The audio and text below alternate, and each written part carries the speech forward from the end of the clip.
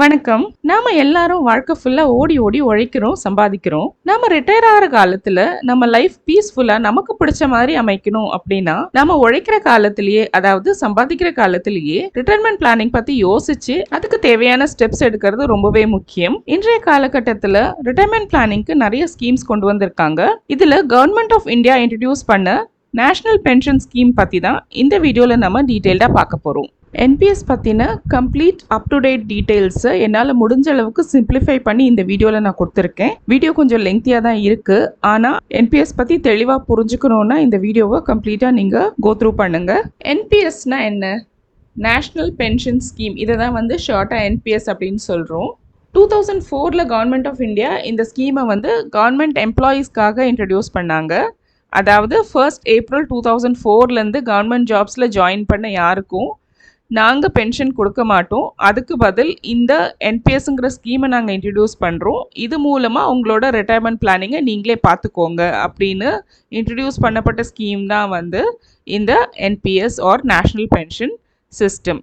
என்பிஎஸோட idea என்னென்னா, நீங்கள் வேலை செய்யும்பொழுதே ஒரு பார்ட்டு வந்து இல்லை ஒரு ஸ்மால் அமௌண்ட் எடுத்து ரிட்டையர்மெண்ட்காக இன்வெஸ்ட் பண்ணிகிட்டே வரீங்க. ரிட்டையர் ஆனதுக்கப்புறம் அதை வந்து பார்ஷியலாவோ லம்சமாவோ வித்ட்ரா பண்ணிக்கிறீங்க. ஸோ இதுதான் வந்து என்பிஎஸோட பேசிக் கான்செப்ட்.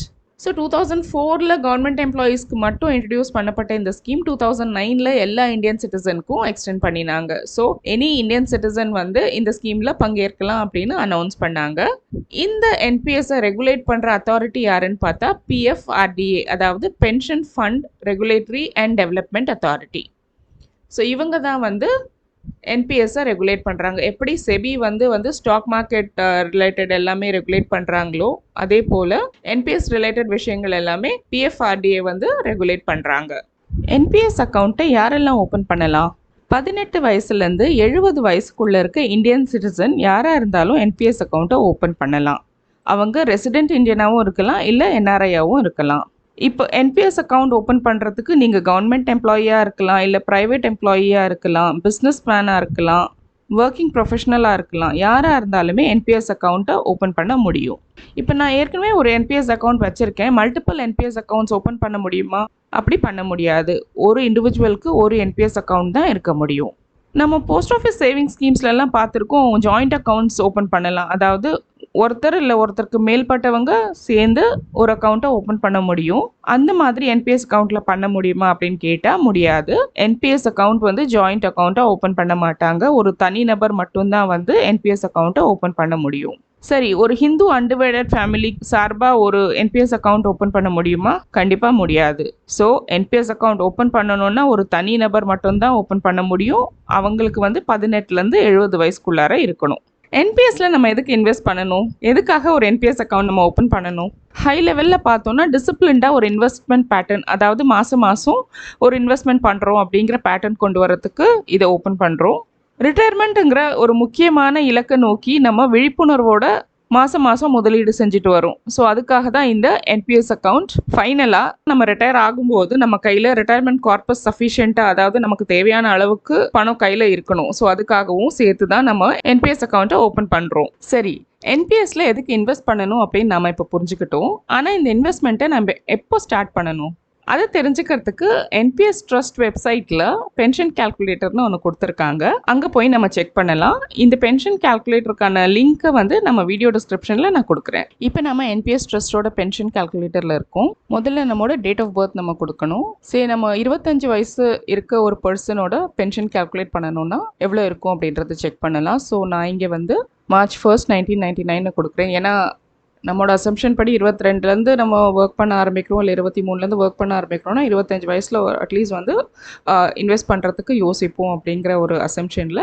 25 வயசு இருக்க ஒருத்தர் வந்து இந்த என்பிஎஸ்ல இன்வெஸ்ட் பண்ண ஆரம்பிக்கிறாரு. அவர் வந்து இப்போது 1000 ரூபா ஒரு மாதத்துக்கு கான்ட்ரிபியூட் பண்ணுறாரு அப்படின்னு வச்சுக்கோங்க. டிஃபால்ட்டாக இங்கே 1000 ரூபான்னு கொடுத்துருக்காங்க, அதை அப்படியே வச்சுப்போம். அண்ட் இங்கே பார்த்தோன்னா அவர் எத்தனை வயசு வரையும் வந்து இந்த என்பிஎஸ்க்கு கான்ட்ரிபியூட் பண்ண போகிறாரு அப்படிங்கிறது நம்ம செலக்ட் பண்ணணும். மினிமம் வந்து 60 இயர்ஸ் கண்டிப்பாக இருக்கணும். அதாவது மினிமம் 60 இயர்ஸ் வரைக்கும் கண்டிப்பாக கான்ட்ரிபியூட் பண்ணிகிட்டே இருக்கணும் இந்த ஸ்கீமுக்கு. அண்ட் மேக்ஸிமம் 75 இயர்ஸ் வரையும் நாம் வந்து கான்ட்ரிபியூட் பண்ணலாம். ஸோ நம்மளோட சாய்ஸ் தான் இது. 60 இயர்ஸ்க்கு மேலே எத்தனை வருஷம் வேணாலும் நம்ம இன்வெஸ்ட்மெண்ட்டை கண்டினியூ பண்ணலாம். நான் வந்து மினிமமாக 60 இயர்ஸ் அப்படியே வச்சுக்கிறேன். அடுத்தது total years of contribution. So 25 இயர்ஸில் நான் ஆரம்பிக்கிறேன், 60 இயர்ஸ் வரையும் கான்ட்ரிபியூட் பண்ணுறேன். அதனால் எவ்வளோ பீரியட் ஆஃப் கான்ட்ரிபியூஷன் பார்த்தோன்னா 35 இயர்ஸ்க்கு கான்ட்ரிபியூட் பண்ணிகிட்ருக்கேன். And my expectation of return on investment வந்து 10% அப்படின்னு அவங்க டிஃபால்ட்டாக வச்சுருக்காங்க. நம்ம அப்படியே இது பண்ணிப்போம். ஏன்னா 10%ங்கிறது லாங் டேர்மில் ஃபேர் அனஃப் ரிட்டர்ன் தான். ஸோ அதை அப்படியே மெயின்டைன் பண்ணிக்கலாம். அடுத்தது நம்ம இந்த மெச்சூரிட்டி அமௌண்ட்டை வந்து கம்ப்ளீட்டாக வித்ட்ரா பண்ண முடியாது. என்பிஎஸோட ரூல்ஸ் படி 60% நம்ம லம்சமாக வித்ட்ரா பண்ணிக்கலாம். மீதி 40% ஆன்யூட்டி, அதாவது பென்ஷனாக தான் நம்ம எடுத்துக்க முடியும். அதனால அந்த 40% திருப்பி ரீஇன்வெஸ்ட் பண்ணுவாங்க. ஸோ அந்த ரீஇன்வெஸ்ட் பண்ணுற ஆன்யூட்டி ரிட்டர்ன் ரேட் வந்து 6% அப்படின்னு எடுத்துக்கலாம். ஸோ இங்கே கொடுத்துருக்க 10%, 40%, 60% நான் அப்படியே மெயின்டைன் பண்ணிக்கிறேன். அண்ட் மாதத்துக்கு 1000 ரூபா போடுறோம் இந்த ஸ்கீமில் 35 இயர்ஸ்க்கு அப்படின்னு வச்சுப்போம். ஸோ நம்மளோட டோட்டல் இன்வெஸ்ட்மெண்ட் இங்கே எவ்வளோன்னு பார்த்தோம்னா 4,20,000 ரூபா இன்வெஸ்ட் பண்ணுறோம் 35 வருஷத்தில் டோட்டலாக. ஸோ நம்ம ரிட்டையர் ஆகும்போது நம்ம கையில் கார்பஸ் எவ்வளோ வருது அப்படின்னு பார்த்தோம்னா கிட்டத்தட்ட 38 லட்சம் வருது. நம்ம 4 லட்சம் இன்வெஸ்ட் பண்ணுறோம், நமக்கு கையில் 38 லட்சம் கிடைக்குது. ஸோ டோட்டல் கெயின் பார்த்தோம்னா கிட்டத்தட்ட 34 லட்சம்.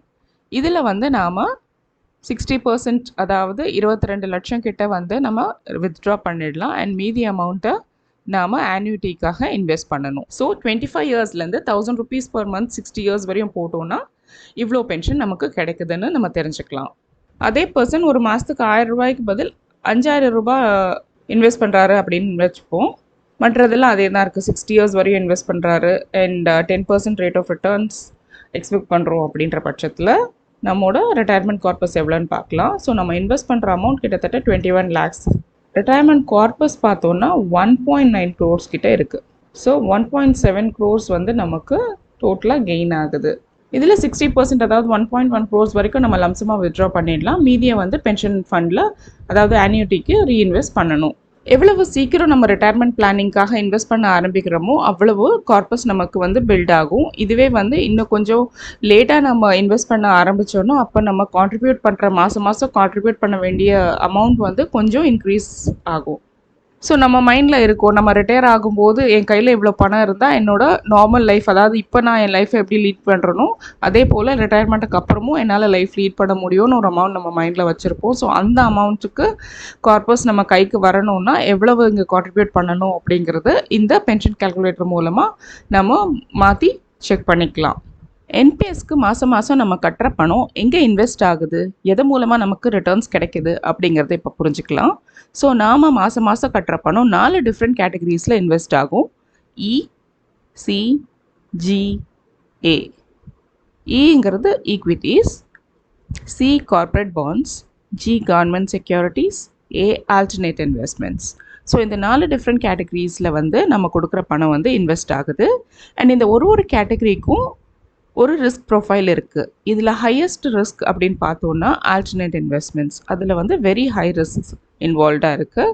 அதுக்கு அடுத்தது ஈக்விட்டி, அதாவது ஸ்டாக் மார்க்கெட்.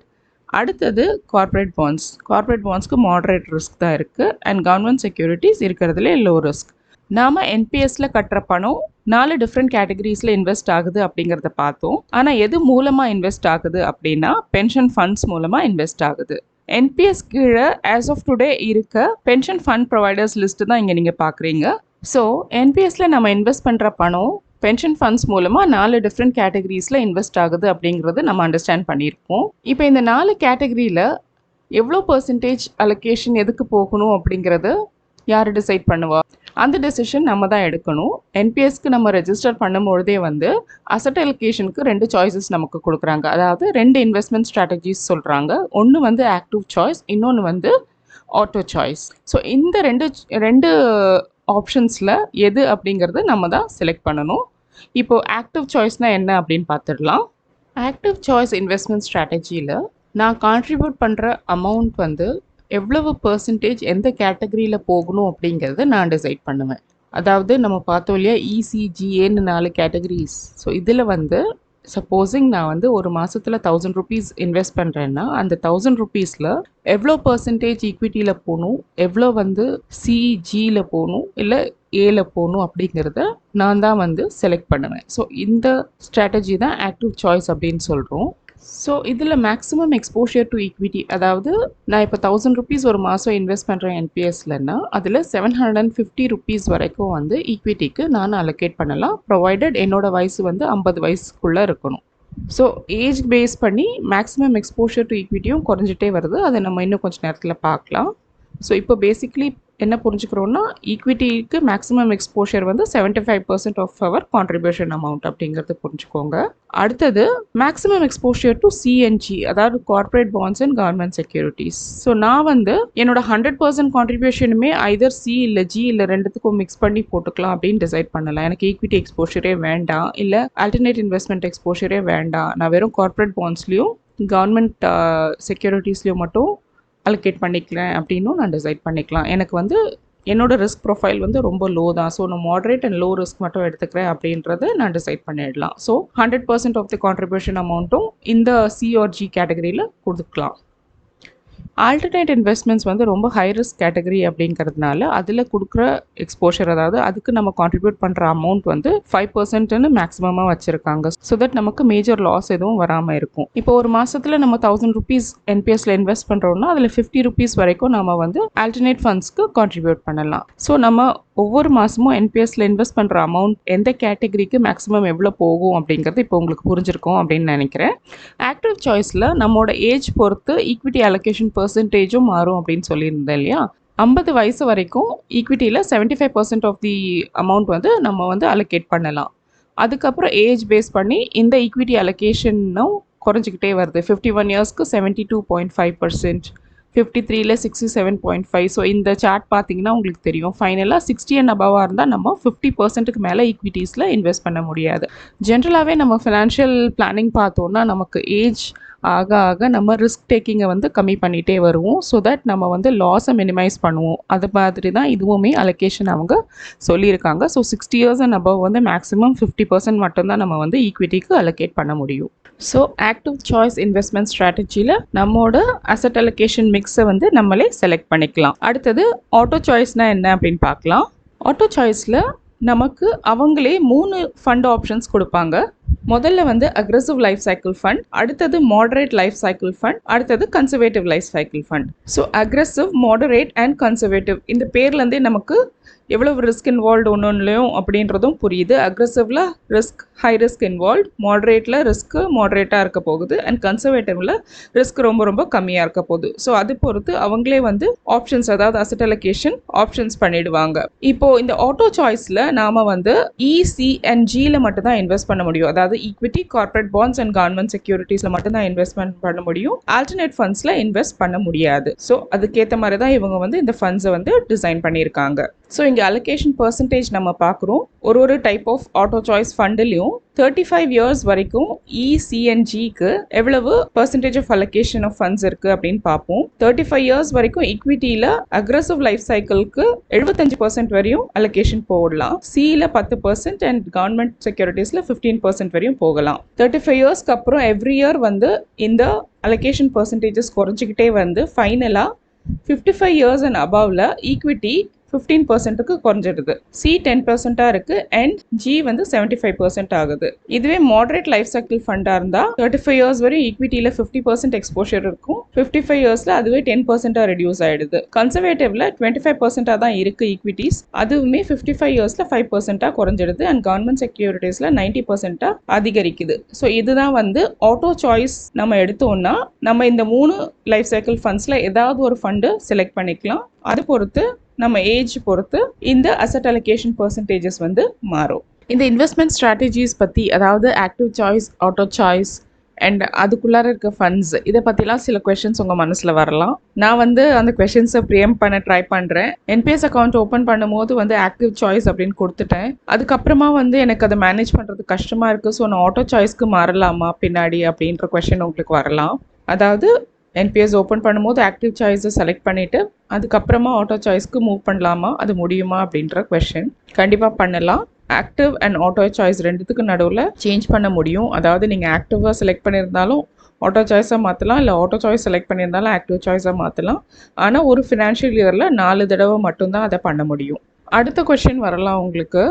சரி, இப்போ நான் ஆட்டோ சாய்ஸ்ன்னு சொல்லிட்டேன். ஆட்டோ சாய்ஸில் நான் முதல்ல அக்ரெசிவ் லைஃப் சைக்கிள் ஃபண்டுன்னு ஆரம்பிச்சிட்டேன். ஆனால் அது வந்து ரொம்ப ரிஸ்கியாக இருக்குது, எனக்கு கொஞ்சம் லாஸ் ஆகுது. So at any point of time நான் வந்து அது மாடரேட்க்கோ இல்லை கன்சர்வேட்டிவ்க்கோ மாற்ற முடியுமா? அதாவது ஆட்டோ சாய்ஸ்க்குள்ளார இருக்க ஃபண்ட்ஸ்க்கு நான் ஸ்விட்ச் பண்ண முடியுமா? எஸ், இதுவும் நீங்கள் பண்ணலாம். அகெயின் 4 டைம்ஸ் ஃபினான்ஷியல் இயர் நீங்கள் பண்ண முடியும். இந்த ஆட்டோ சாய்ஸில் இருக்க 3 டிஃப்ரெண்ட் ஃபண்ட்ஸ் கொடுத்துருக்காங்க இல்லையா, அக்ரெசிவ், மாடரேட் அண்ட் கன்சர்வேட்டிவ். இது 3க்கும் நடுவில் நீங்கள் ஸ்விட்ச் பண்ணிக்கலாம் up to 4 times in financial year. இந்த பென்ஷன் ஃபண்ட் மேனேஜரே நம்ம மாற்ற முடியுமா? நம்ம ஏற்கனவே பார்த்தோம் 11 பென்ஷன் ஃபண்ட் மேனேஜர்ஸ் இருக்காங்க. ஸோ பேசிக்கலி 11 பென்ஷன் ஃபண்ட்ஸ் இருக்குது. அந்த 11 பென்ஷன் ஃபண்ட்ஸை ஏதோ ஒன்று நான் செலக்ட் பண்ணி என்பிஎஸ் அக்கௌண்ட் ஓப்பன் பண்ணிட்டேன். அதுக்கப்புறமா இந்த பென்ஷன் ஃபண்டை நான் மாற்ற முடியுமா அப்படின்னா எஸ், அதுவும் பண்ணலாம். ஆனால் ஒன்லி 1 டைம் என்ன ஃபினான்ஷியல் இயர் நீங்கள் அதை பண்ணலாம். ஸோ உங்கள் மனசில் வர்ற பேசிக் கொஷின்ஸை நான் ஆன்சர் பண்ணிட்டேன்னு நினைக்கிறேன். இதுக்கப்புறமா வேறு ஏதாவது கொஷின்ஸ் இருந்தால் கமெண்ட் செக்ஷனில் போடுங்க, நான் ஆன்சர் பண்ண ட்ரை பண்ணுறேன். அடுத்ததாக இந்த ஃபண்டோட எக்ஸிட் க்ரைட்டீரியா பற்றி பார்த்துடலாம். முதல்ல வந்து நார்மல் எக்ஸிட், அதாவது நம்ம வந்து 60 இயர்ஸ் ஆச்சுன்னா நார்மல் எக்ஸிட் ஆப்ஷன்ஸ் என்னென்ன அப்படிங்கிறத பார்த்துருவோம். நமக்கு 60 இயர்ஸ் ஆகும் பொழுது 3 ஆப்ஷன்ஸ் நமக்கு கொடுப்பாங்க. ஃபர்ஸ்ட் ஒன் வந்து defer withdrawal to 75 years and continue contributing to NPS. அதாவது எனக்கு 60 வயசு ஆயிடுச்சு, ஆக்சுவலாக எனக்கு வந்து இப்போ நான் லம்சம் 60% வித்ட்ரா பண்ணிவிட்டு 40% ஆன்யூட்டி பர்ச்சேஸ் பண்ணணும். ஆனால் எனக்கு இப்போ வேண்டாம், அதை நான் 75 இயர்ஸ் வரையும் தள்ளி போட விரும்புகிறேன் அப்படின்னா இந்த ஆப்ஷனை செலக்ட் பண்ணிடலாம். அதாவது 75 இயர்ஸ் வரையும் நான் வித்ட்ரா பண்ண போகிறதில்ல, நான் வந்து என்பிஎஸ்க்கு அது வரைக்கும் மாதம் மாதம் என்னோட கான்ட்ரிபியூஷனை கண்டினியூ பண்ணிட்டு இருப்பேன் அப்படிங்கிற ஆப்ஷன்.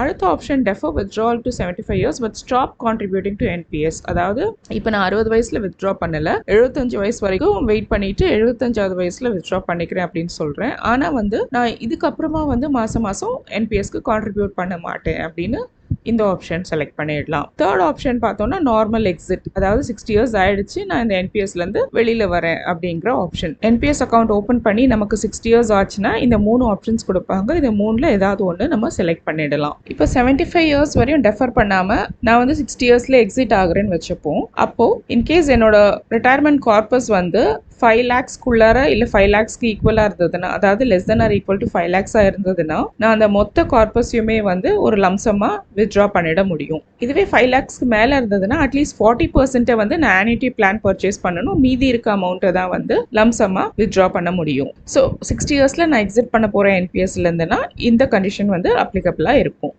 இதுவே நான் 60 வயசுக்கு முன்னாடியே ஃபுல்லாக எக்ஸிட் பண்ண போகிறேன் இந்த ஸ்கீம்லேருந்து அப்படின்னா அப்போ என்ன அப்ளை ஆகும்னு பார்த்துடலாம்.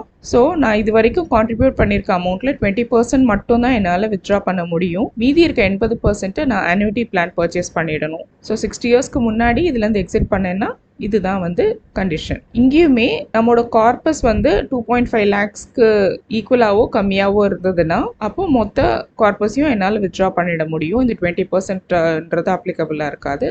மோர் தென் 2.5 lakhsன்னா 20% தான் எடுக்க முடியும், மீதி 80% வந்து ஆன்யூட்டி பிளான் பர்ச்சேஸ்க்கு நான் யூஸ் பண்ணிடணும். அடுத்த ஆப்ஷன் வந்து partial exit before you reach 60 years. அதாவது 60 வயசுக்குள்ளார நான் பார்ஷியலாக எடுக்கணும், அமௌண்ட்டை எக்ஸிட் பண்ணணும் அப்படின்னா என்ன கண்டிஷன்ஸ் அப்ளிகபிள்னு பார்த்துடலாம். இந்த பார்ஷியல் எக்ஸிட் எப்போ பண்ண முடியும்னா என்பிஎஸ் அக்கௌண்ட் ஓப்பன் பண்ணதுலேருந்து 3 இயர்ஸ்க்கு நான் கான்ட்ரிபியூட் பண்ணியிருந்தா மட்டும்தான் அந்த பார்ஷியல் எக்ஸிட் நான் பண்ண முடியும்.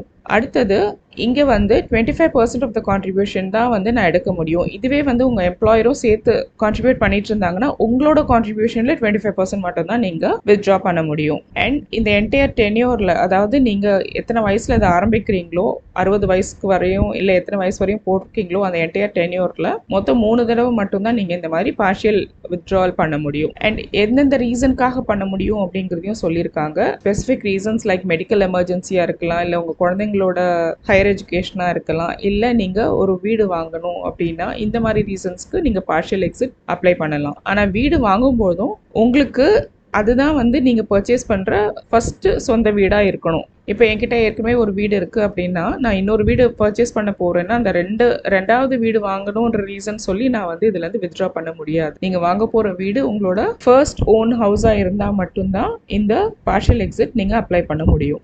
ஸோ என்பிஎஸ்ல இருக்க எக்ஸிட் ஆப்ஷன்ஸ் வந்து உங்களுக்கு இப்போ கிளியராக புரிஞ்சிருக்கும்னு நம்புகிறேன். அடுத்ததாக என்பிஎஸோட டேக்ஸ் பெனிஃபிட்ஸை பார்த்துடலாம். ஒரு ஃபினான்ஷியல் இயரில் நம்ம என்பிஎஸ்ல இன்வெஸ்ட் பண்ணுற அமௌண்ட்டில் 2 lakhs வரையும் டேக்ஸ் எக்ஸம்ஷன் கிளைம் பண்ணலாம். இதில் 1.5 lakhs வந்து 80C கீழே அந்த மேக்ஸிமம் கேப்பில் போயிடும். ரிமைனிங் 50,000 அண்டர் 80CCDயில் நம்ம டேக்ஸ் எக்ஸம்ஷன் கிளைம் பண்ணிக்கலாம். அடுத்ததா பார்ஷியல் வித்ட்ராவல் பண்ணும்போது நம்ம 25% பண்ணலாம்னு சொல்லியிருந்தோம். ஸோ இந்த பார்ஷியல் வித்ட்ராவல் அமௌண்ட் வந்து டேக்ஸ் எக்ஸம்ப்டடாக இருக்கும். அதாவது இதுக்கு டேக்ஸ் பே பண்ண வேண்டாம். அடுத்தது லம்சம் வித்ட்ராவல் 63 இயர்ஸில் நம்ம வந்து லம்சம் வித்ட்ராவல் பண்ண முடியும் இல்லையா, அந்த 60% அமௌண்ட்டு. ஸோ அதுவுமே டேக்ஸ் எக்ஸம்ப்டட். அடுத்தது ஆன்யூட்டி பர்ச்சேஸ்க்கு நம்ம யூஸ் பண்ணுற அந்த 40% இருக்கு இல்லையா, அதுக்குமே டேக்ஸ் எக்ஸம்ஷன் உண்டு.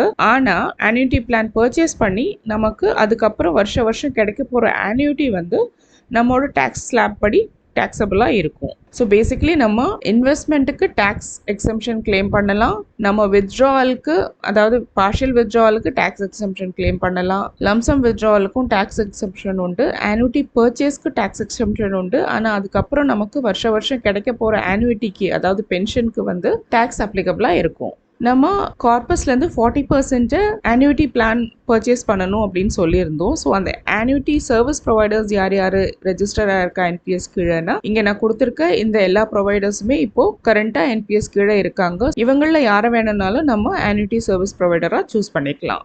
இப்போ நம்ம வீடியோவோட ஃபைனல் பார்ட்டுக்கு வந்தாச்சு. என்பிஎஸ் வந்து 2 டைப்ஸ் ஆஃப் அக்கௌண்ட்ஸ் ப்ரொவைட் பண்ணுது. ஒன்று வந்து Tier 1 அக்கௌண்ட், இன்னொன்று Tier 2 அக்கௌண்ட் அப்படின்னு. இது வரைக்கும் நம்ம பார்த்து டிஸ்கஸ் பண்ண எல்லாமே வந்து Tier 1 அக்கௌண்ட்டை பற்றினது, அதாவது ரிட்டையர்மெண்ட் பிளானிங் பற்றினது. ஸோ பர்பஸ் பார்த்தோன்னா Tier 1 அக்கௌண்ட் வந்து ரிட்டையர்மெண்ட் பிளானிங்க்கு, Tier 2 அக்கௌண்ட் வந்து investment planning like savings and investment மாதிரி அந்த அக்கௌண்ட்டு. அண்ட் எலிஜிபிலிட்டி பார்த்தோன்னா Tier 1 அக்கௌண்ட்டுக்கு any Indian citizen between the age of 18 to 70 years, 18லேருந்து 70 வயசுக்குள்ளே இருக்க எந்த இந்தியன் சிட்டிசன் ஒர்க்கிங் ப்ரொஃபஷனலாக இருந்தாலும் சரி, பிஸ்னஸ் மேனாக இருந்தாலும் சரி, யார் வேணும்னாலும் என்பிஎஸ் அக்கௌண்ட் ஓப்பன் பண்ணலாம். ஆனால் Tier 2 அக்கௌண்ட் ஓப்பன் பண்ணணுன்னா முதல்ல அந்த பர்சன் வந்து Tier 1 அக்கௌண்ட் ஏற்கனவே ஹோல்ட் பண்ணியிருக்கணும். ஸோ அவங்க மட்டும்தான் Tier 2 அக்கௌண்ட்டை ஓப்பன் பண்ண முடியும். அக்கௌண்ட் ஓப்பன் பண்ணும்பொழுது 500 rupees மட்டும் கான்ட்ரிபியூட் பண்ணி Tier 1 அக்கௌண்ட் ஓப்பன் பண்ணலாம். ஆனால் Tier 2 அக்கௌண்ட்க்கு 1000 rupees கான்ட்ரிபியூட் பண்ணணும். மினிமம் கான்ட்ரிபியூஷன் வந்து அட்லீஸ்ட் 500 rupees ஆவது எவ்ரி இயர் பண்ணணும். நம்ம Tier 2 அக்கௌண்ட்டில் எவ்ரி இயர் கான்ட்ரிபியூட் பண்ணணுங்கிறது மேண்டேட்ரி கிடையாது. ஆனால் சப்போஸ் நான் கான்ட்ரிபியூட் பண்ணுறேன்னா அட்லீஸ்ட் 250 ரூபாவது அதுக்கு கான்ட்ரிபியூட் பண்ணி ஆகணும். Tier 1 Tier 2 ரெண்டு அக்கௌண்ட்ஸ்க்குமே வந்து மேக்ஸிமம் கான்ட்ரிபியூஷனுக்கான லிமிட் எதுவும் ஸ்பெசிஃபை பண்ணலை. அண்ட் லாக்இன் பீரியட் பார்த்தோம்னா Tier 1 அக்கௌண்ட்டுக்கு பார்ஷியல் வித்ட்ராவல்னா அட்லீஸ்ட் 3 இயர்ஸாவது நம்ம அந்த கான்ட்ரிபியூஷன் பண்ணியிருக்கணும். அண்ட் நார்மலாக எக்ஸிட் பண்ணணும்னா டில் நமக்கு 60 இயர்ஸ் ஆகிற வரையும் அந்த லாக்இன் இருக்குது. ஆனால் Tier 2 அக்கௌண்ட்டில் எந்த லாக்இனும் கிடையாது. Tier 1 அக்கௌண்ட்டுக்கு டேக்ஸ் பெனிஃபிட்ஸ் உண்டு, Tier 2 அக்கௌண்ட்டுக்கு எந்த டேக்ஸ் பெனிஃபிட்டும் கிடையாது. ஸோ இதுதான் வந்து Tier 1க்கும் Tier 2க்கும் இருக்க டிஃப்ரென்ஸ்.